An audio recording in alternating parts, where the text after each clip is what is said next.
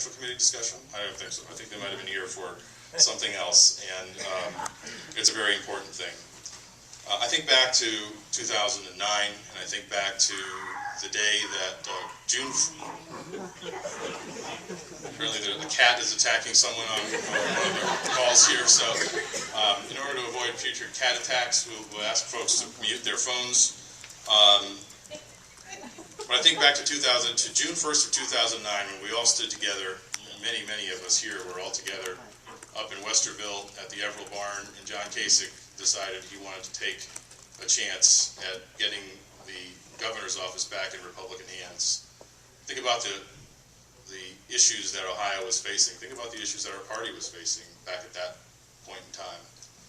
And Governor Kasich had the chutzpah to decide he wanted to go forward and he was going to win that election. Beating an incumbent governor in Ohio is something that's almost never done. He went out and ran a spectacular campaign, and he did that.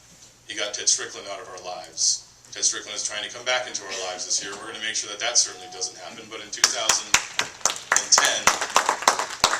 John Kasich was elected governor. All he then went on to do was help to balance a budget that had an $8 billion projected shortfall that was left for him as a gift by then Governor Strickland, our Republican legislature, and he worked together on that.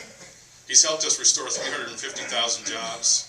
We have the most pro-life and pro-Second Amendment legislature and state environment at this point in time that we've ever had in the history of the state, not to mention school choice matters and all kinds of other issues that the governor has made incredible progress on. Because of that remarkable record and in helping us not only rebuild the state and the state's economy, but also rebuild this party into a position that maybe has never been stronger.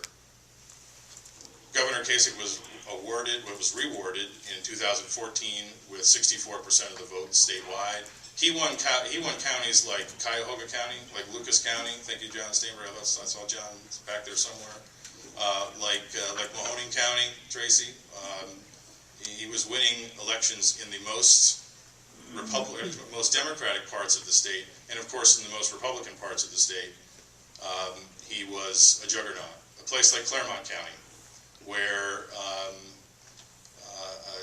Governor Kasich outpaced anybody else who was on, everyone else who was on the ballot that year, beat the state reps from that district, or from that county in their own districts, ran up the score, and was elected with about 78% of the vote in a place like Claremont County.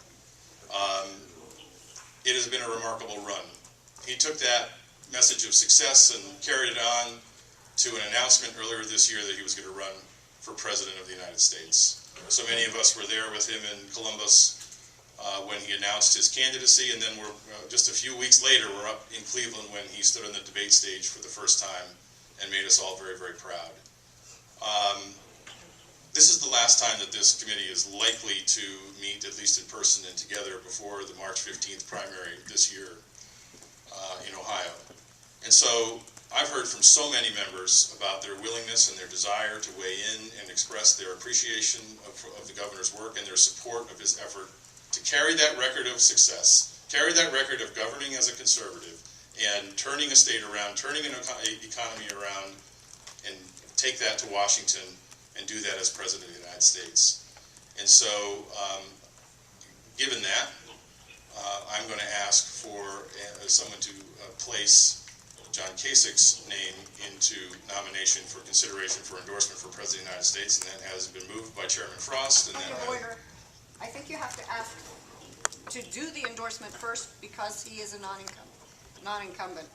You have to have a motion.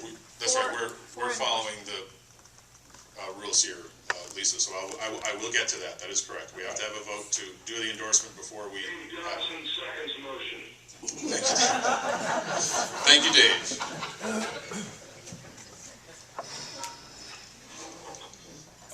So what are we?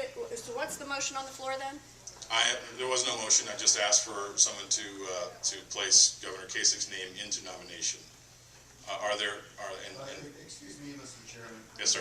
I believe what Lisa was saying was that. I'm aware of what she was saying, Jim. Thank you. I'm very aware, and we're going to proceed with both of those votes. Okay. All right. Are there any other nominations from the floor for another candidate? Move to close nominations. All right, I have a motion to close nominations. I heard it again. That came from Kurt again. A second on the motion to close nominations. Susie O'Brien has made that. All in favor of closing nominations signify by saying aye. Aye. All opposed? Aye. All opposed, no. We now need to proceed with 2 votes, which is what Mrs. Cooper and Mr. Horton have made clear. First, we need a vote. It's a simple vote. This is not the vote to endorse Governor Kasich. This is our vote to agree to have an endorsement in this race. Yes, Tracy. I make a motion that we suspend the rules and we endorse, and we make a endorsement of a national candidate for President of the United States. Okay, I don't think the rules needed to be suspended, but are you asking to suspend the rules to do it by voice vote, or what is it that you're asking for? We don't actually need a motion to suspend the rules. What we need is a motion to hold to have an election. Our rules require that we first agree to make a to make an endorsement before we proceed with that endorsement. I make a motion that we make an endorsement. Okay, thank you, Tracy. Of the national. Is there a second to the motion to make an endorsement that's been seconded by Cheryl Buckland?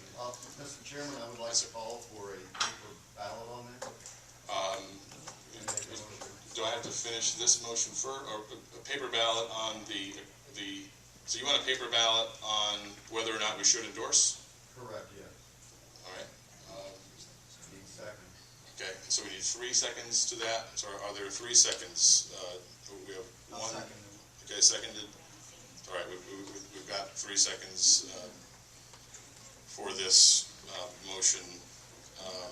And so now, are we voting on that particular motion? So, motion's been made, it's appropriate. so the motion now is whether or not we're going to proceed with a paper ballot, or whether we're just going to proceed with a voice. The paper ballot motion has been made, properly seconded. If the committee moves forward to vote on the endorsement question, it will be by paper ballot. Okay, so we're just going to go ahead and proceed with the paper ballot vote on whether or not there should be an endorsement. So yes, if you believe that there should be an endorsement. No, if you want us to not proceed with an endorsement today. So we'll give that a moment to right now, Brenton Temple is reaching out to each of those members to get your vote. I believe that he's already established a communication method in order to do that.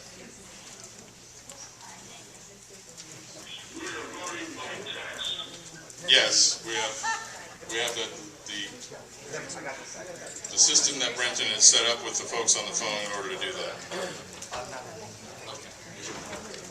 Chairman, point of clarification, so it's a yes if you want to proceed? Yes, if you want to proceed with an endorsement. No, if you do not want to proceed with an endorsement. Because the only question right now on the floor is whether we want to have an endorsement. Does that require a 2/3 vote?